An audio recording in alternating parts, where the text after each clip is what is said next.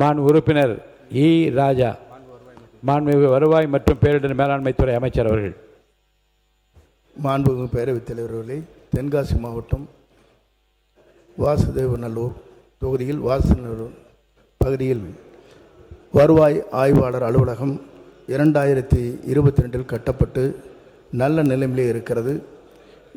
அவரை பொறுத்தவரையிலும் எந்த பகுதியிலே பழுதடைந்திருக்கிற என்ற குறிப்பிட்டு காட்டினால் அது உரிய நடவடிக்கை அரசு எடுக்கும் என்பதை தெரிவித்துக் கொள்கிறேன். மாண்புமிகு உறுப்பினர் இ. ராஜா. மாண்புமிகு பேரவைத் தலைவர்களே, வாசநல்லூர் சட்டமன்ற தொகுதி உள்ள கிராம நிர்வாக அலுவலகம் அனைத்துமே பழுது பார்க்க வேண்டிய நிலையில்தான் உள்ளது.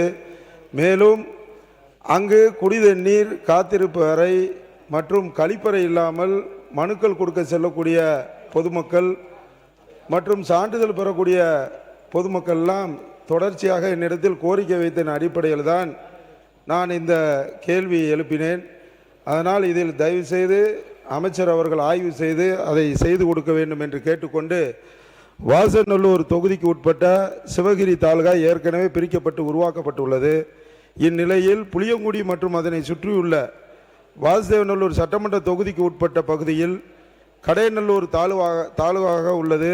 இதனால் பொதுமக்கள் நெடுந்தொலைவில் செல்ல வேண்டியிருப்பதால் கடையநல்லூர் தாலுகாவை உள்ள வாசு சட்டமன்ற தொகுதிக்கு உட்பட்ட பகுதியை புளியங்குடியை தலைமையாக கொண்டு புதிய தாலுகா ஒன்று அறிவித்திட வேண்டும் என்ற வினாவையும் தாங்கள் வாயிலாக கேட்டுக் கொள்கிறேன்.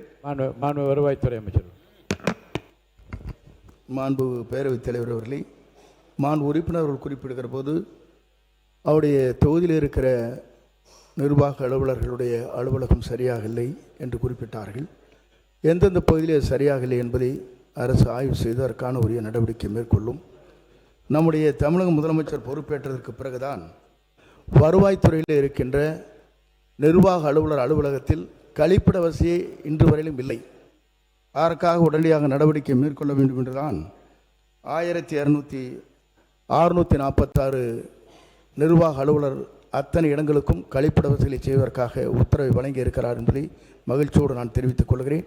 குடிநீரை பொறுத்தவரை எல்லா இடத்திலும் சரியான முறையில் இது வழங்குவதற்கும் நடவடிக்கை மேற்கொள்ளப்படும். வட்டத்தை பிரிக்க வேண்டும் என்று நீங்கள் குறிப்பிட்டீர்கள். நம்முடைய மக்கள் ஜனத்தொகை இங்கே கணக்கெடுப்பு நடைபெற்று கொண்டிருக்கிறது.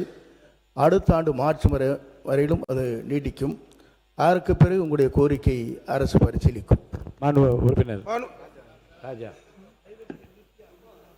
1646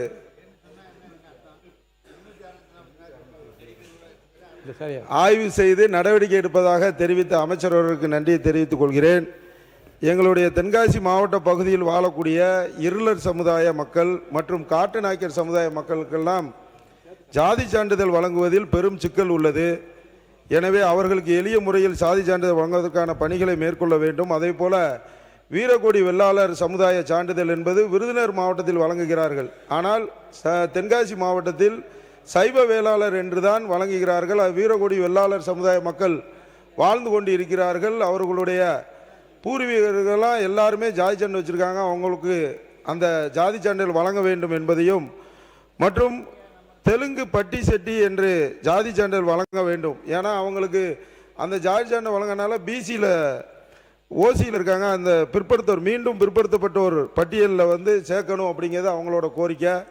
இது விட என்ன பெரிய பிரச்சனைனா, அந்த நம்மளுடைய காட்டு நாய்க்கர் சமுதாயத்துக்கு கடந்த ஆட்சியில் ஆய்வு செய்து வந்தபோது அவர்களுக்கு அந்த மொழி அவங்க யூஸ் பண்ணுது அந்த வார்த்தையெல்லாம் மாறுது, உணவு மாறுது என்று சொல்லி அதை வழங்காமல் இருந்தாங்க. அதை மூல வினாவுக்கு தொடர்புடைய கேள்வியில் கேளுங்க. நீங்கள் தொகுதியை இல்லை ரெவன்யூ சம்மந்தப்பட்ட இந்த கேள்விக்கு சம்மந்தம் இல்லைல்ல. இந்த பாருங்க, மூல வினா நீங்கள் என்ன கேட்டீங்க, கிராம நிர்வாக அலுவலர் மற்றும் வருவாய் அலுவலர் அது மாதிரி கட்டடங்களை பற்றி நீங்கள் வருவாய்த்துறை சார்ந்த அதை தான் நீங்கள் பேசணுமே தவிர ஜாதி சான்றிதழ்னு போனீங்கன்னா இல்லை. அதை பற்றி நிறைய விவரங்கள்லாம் நம்ம சேகரிக்க வேண்டியது இருக்குது. மாண்புமிகு வருவாய்த்துறை அமைச்சர் அவர்கள். மாண்பு பேரவைத் தலைவர் அவர்களே, ஜாதி சான்றிதழை பொறுத்தவரையிலும் 2-3 பிரச்சனைகள் இருக்கிறது. குறும்பர் நாக்கியர் என்று, அதே போல் மலை வாழ்கிற நாக்கிய பெருமக்கள் என்று 2 இருக்கிறது. ஆக இது போன்ற நிலைகளை மனதில் வைத்துத்தான் அரசு அதற்கான பரிந்துரையை மத்திய அரசுக்கு அனுப்பியிருக்கிறது. ஆகவே மத்திய அரசுடைய அனுமதி பெற்றதற்கு பிறகு இதுபோன்ற சாதி சான்றுகளை வழங்குவதற்கு வருவாய்த்துறையின் மூலமாக மத்திய அரசு அனுமதித்தால் நடவடிக்கை மேற்கொள்ளப்படும்.